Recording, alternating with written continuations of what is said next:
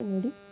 So first ನಾವು ಪ್ರಾಬ್ಲಮ್ನ identify ಮಾಡಿದ್ದೀವಿ. ಪ್ರಾಬ್ಲಮ್ ಇರೋದು amalgamation in the nature of ಪರ್ಚೇಸಲ್ಲಿ ಪ್ರಾಬ್ಲಮ್ ಇದೆ.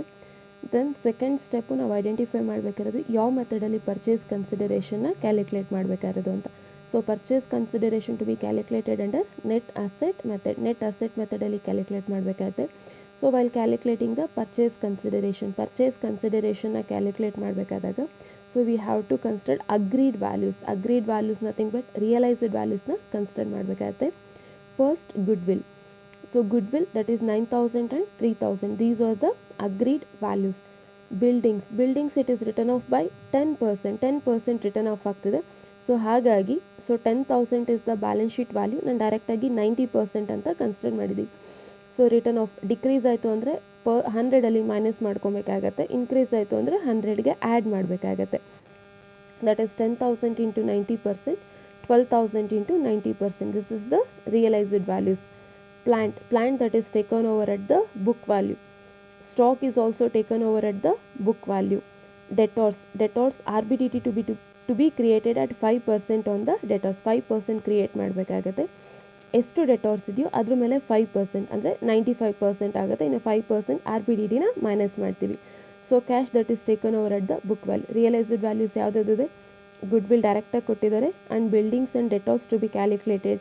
Plant, stock and cash that is taken over at the book value. ಇದು ಮೂರೂ ಬುಕ್ ವ್ಯಾಲ್ಯೂಗೆ ಟೇಕ್ ಓವರ್ ಮಾಡ್ತಿದ್ದಾರೆ. Then which is the liability that they can take over? They can take over only the ಕ್ರೆಡಿಟರ್ಸ್ನ ಮಾತ್ರ take over ಮಾಡ್ಬೋದು. So that is liabilities taken over. So ಇದರಿಂದ ಅದನ್ನು minus ಮಾಡಿದ್ರೆ that we will get the purchase consideration. So purchase consideration calculate ಮಾಡಿದ್ದಾದಮೇಲೆ then we have to discharge the purchase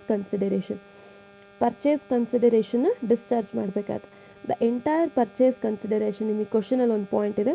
the complete purchase consideration is discharged in by allotment of equity share capital.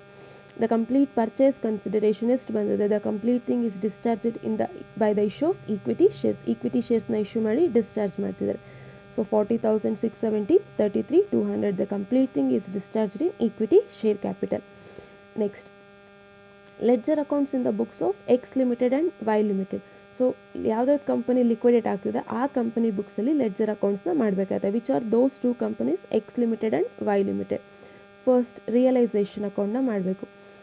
So while preparing the ledger ಅಕೌಂಟ್ಸ್ನ prepare ಮಾಡಬೇಕಾದಾಗ always we have to consider book ವ್ಯಾಲ್ಯೂಸ್ನೇ consider ಮಾಡ್ತೀವಿ. So ನೋಡಿ, ನಿಮ್ಗೆ ಇಲ್ಲೇ difference ಗೊತ್ತಾಗುತ್ತೆ. Goodwill ಇದು realised value, ಇದು book value. Always that we have to consider book ವ್ಯಾಲ್ಯೂನ ಕನ್ಸಿಡರ್ ಮಾಡ್ತೀವಿ.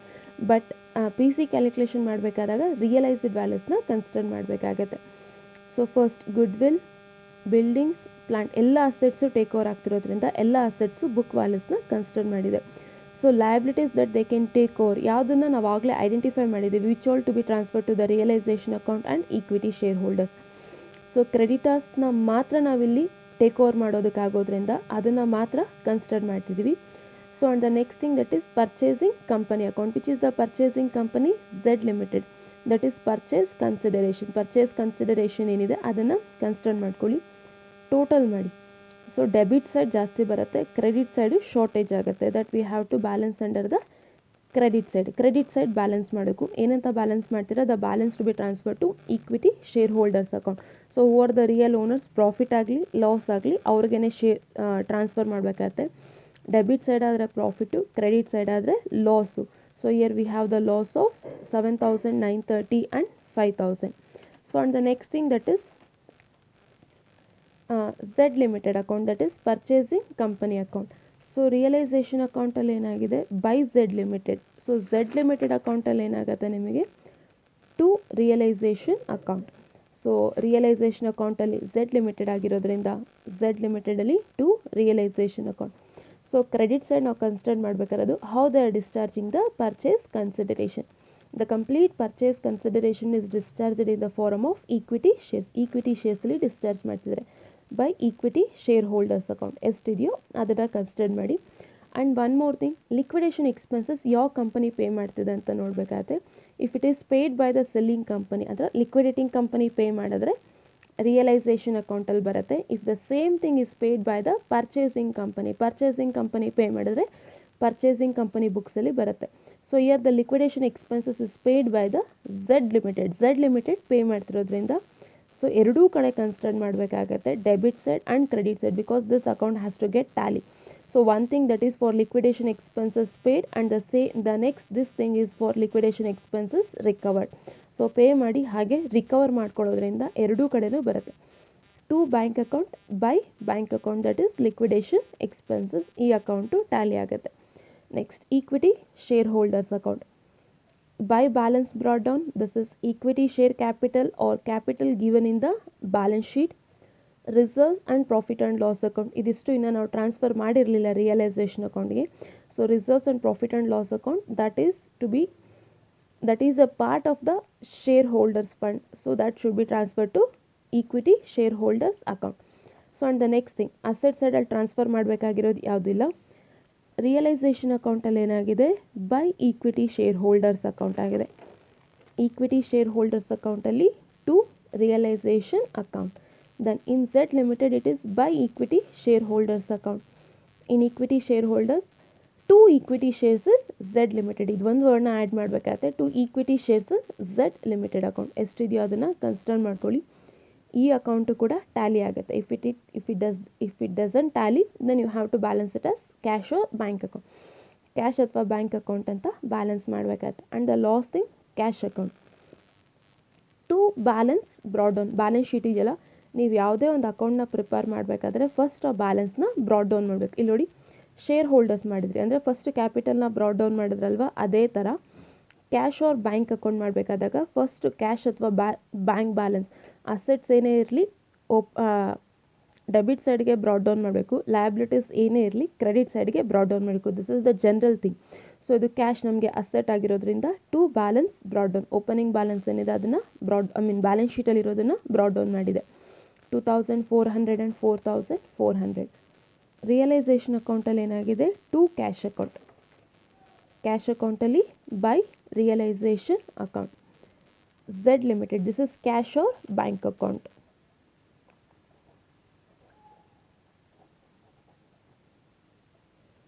Cash or bank account. So Z limited ಅಕೌಂಟಲ್ಲಿ ಏನಾಗಿದೆ, ಟು ಬ್ಯಾಂಕ್ ಅಕೌಂಟ್. ಬ್ಯಾಂಕ್ ಅಕೌಂಟಲ್ಲಿ by Z limited account, again in Z limited account by bank account, bank ಅಕೌಂಟಲ್ಲಿ to Z limited account, ಈ account ನಿಮಗೆ tally ಆಗುತ್ತೆ. So and the next one is opening entries. Opening entries in the books of Z Limited. Opening entries ಮಾಡಬೇಕಾದಾಗ always we have to consider that realised values, ಅಂದರೆ purchasing company ಏನು ಅಮೌಂಟ್ನ pay ಮಾಡ್ತಿದೆ ಅದನ್ನು ನಾವಿಲ್ಲಿ consider ಮಾಡಬೇಕು. ನೀವು ಅಷ್ಟೇ, ನೀವೇನು ಪೇ ಮಾಡಿರ್ತೀರ ಅದನ್ನು ನೀವು ಕನ್ಸಿಡರ್ ಮಾಡ್ತೀರಾ as a purchasing company. So first entry for purchase consideration due, business purchase account, which are the two liquidating companies X Limited and Y Limited. To liquidator of X Limited, to liquidator of Y Limited. What is due? Purchase consideration. To whom it is due? To liquidating companies X Limited and Y Limited. So ಎಷ್ಟೆಷ್ಟು the purchase consideration ಅದನ್ನು consider ಮಾಡ್ಕೊಳ್ಳಿ. And the next entry for assets and liabilities taken over. ಇಲ್ಲಿ ನೀವು ಮಾಡಬೇಕಾದಾಗ assets ಏನೇನು take over ಆಗ್ತಿದೆ, ಏನೇನು liabilities take over ಆಗ್ತಿದೆ, that we have to consider at the. So ಎರಡೂ ಕಂಪ್ನಿದು ಆ್ಯಡ್ ಮಾಡಿ ಕನ್ಸಿಡರ್ ಮಾಡಬೇಕಾಗುತ್ತೆ. ಇಲ್ಲಿ ನೋಡಿ,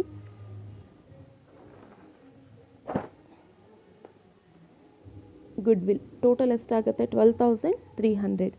so goodwill 12,300. Next buildings, ಅಂದರೆ ಪಿ ಸಿ ಕ್ಯಾಲ್ಕುಲೇಷನಿಗೆ ತೊಗೊಂಡಿರ್ತೀವಲ್ವ ಸೇಮ್ ವ್ಯಾಲ್ಯೂಸ್. ಸೊ ಎರಡೂ ಆ್ಯಡ್ ಮಾಡಿದ್ರೆ 19,800.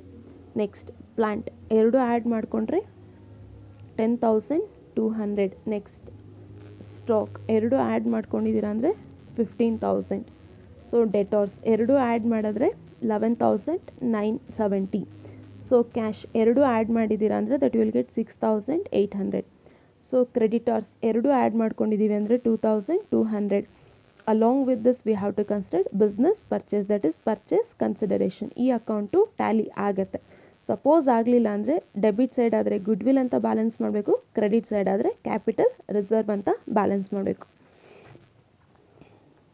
So on the next entry that is for purchase consideration discharge. ಯಾರಿಗೆ ಡಿಸ್ಚಾರ್ಜ್ ಮಾಡ್ತಿದ್ದಾರೆ, who are the receivers X Limited and Y limited.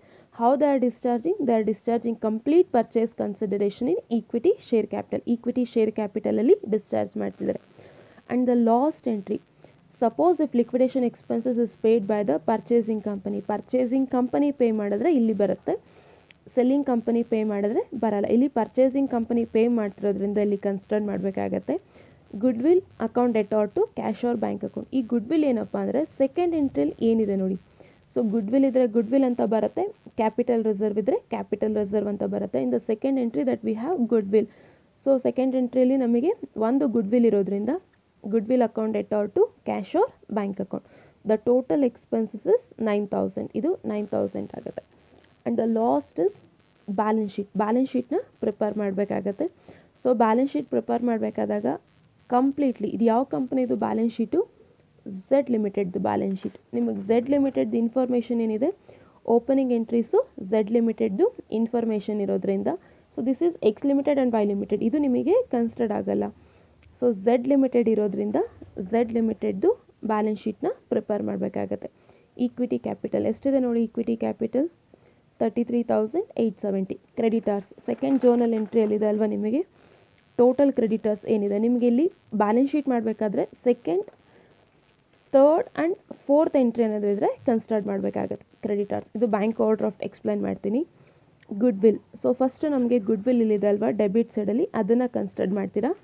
Next again here we have the debit balance of goodwill. So plus ಗುಡ್ ವಿಲ್ಗೆ debit balance, so ಎರಡೂ debit ಆಗಿರೋದ್ರಿಂದ add ಮಾಡಬೇಕಾಗುತ್ತೆ. Buildings, plant, stock, debtors ಇದಿಷ್ಟು ನಿಮಗೆ second journal ಎಂಟ್ರಿಲಿದೆ.